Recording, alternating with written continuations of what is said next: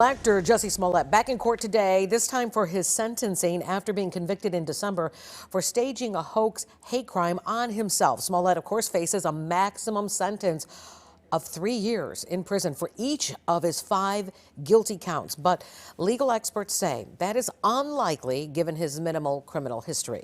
Now, before handing down a sentence, the judge, James Lynn, must consider Smollett's request for a new trial. That request includes accusations that Lynn and prosecutors made errors, a hostile attitude, prejudicial commentary, and alleged discrimination against potential black jurors. So joining us this morning with more on where things stand this morning is Jussie's brother, JoJo Smollett, who will also be reading a statement today at the hearing. Good morning. Thank you for joining us. And please let our viewers know, what is it you plan to tell the court? Well, what I plan to tell the court, you'll see shortly when I talk to the court. But I just did want to say that one of the main subject matters that I will be pushing for is that even though I completely disagree with the verdict, I completely disagree with the jury's findings, and I completely disagree with the way that my brother has been over the last 3 years plus now convicted in the court of public opinion. What I'm focused on today is bringing home the point that in this nation in which we've seen bipartisan commitments to criminal justice reform and stopping the mass incarceration that we see that is so unnecessary in this country and so unjust, I'm going to be asking that for, in this case, in which even if you feel that he is guilty, this is a crime that is not even considered a felony in most states in America. He has no criminal record, and he should not be even considered. No one should even be considering jail time for someone with no prior felonies. And in a situation as contentious as this, in a case in which so many people literally say there was no evidence in this, and I know I'm one of them, because I sat and witnessed all the evidence during the court case. If you sat and read through the documents and read through the transcripts of this case, and you can tell me that you find a smoking gun or you find some bit of formidable evidence, I'd give you $1,000. You can't. There's no way.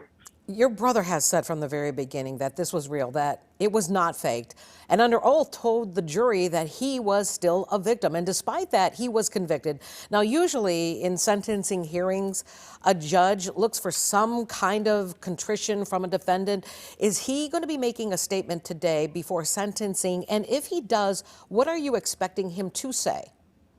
You know, that's a good question. I haven't spoken with Jussie about that, and I don't know, to be honest, if he's going to make a statement. But what I do know is that in this situation, you're dealing with someone that has a bright past. Like Jussie was a shining person in his community. He was charitable. He's philanthropic. He loves humanity. He's always given back to the communities. All right. The way that he's been portrayed in the media has really been unfair. You want to talk about fake news? All right, he's been the victim of it. All right, that's real fake news. What has been alleged against him over the last 3 years, let's remember that he was convicted in a court of public opinion in February of 2019. That's more than 3 years ago.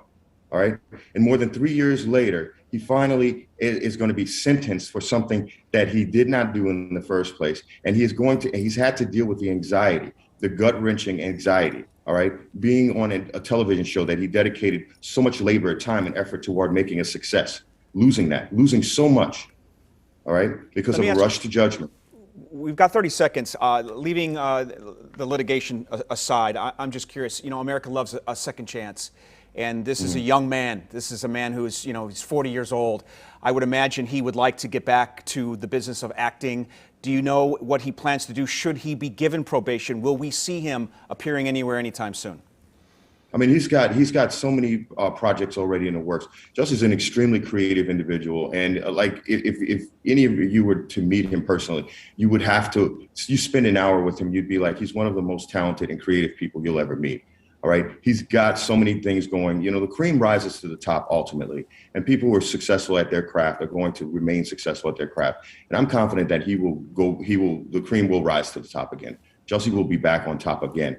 But in this situation, we are just facing a grave injustice today. And the judge, I do know, has the opportunity to do the right thing, not to sentence any jail time, not to take the views of the extremists and the people that have a personal vendetta and just don't like Jussie for whatever reason. Put all that aside and focus on the legal precedent. Most low-level cases and most low-level felonies like this are not delivered with stiff sentences and no jail time, especially in 2022 when we're all expressing a desire for criminal justice reform. JoJo Smollett, I want to thank you for your time today to talk to us about your brother's case, and we will see you in court later on today, as we will be there as well. Thank you for your time this morning, though. Thank you so much. I appreciate it too. Thank you. All right, 7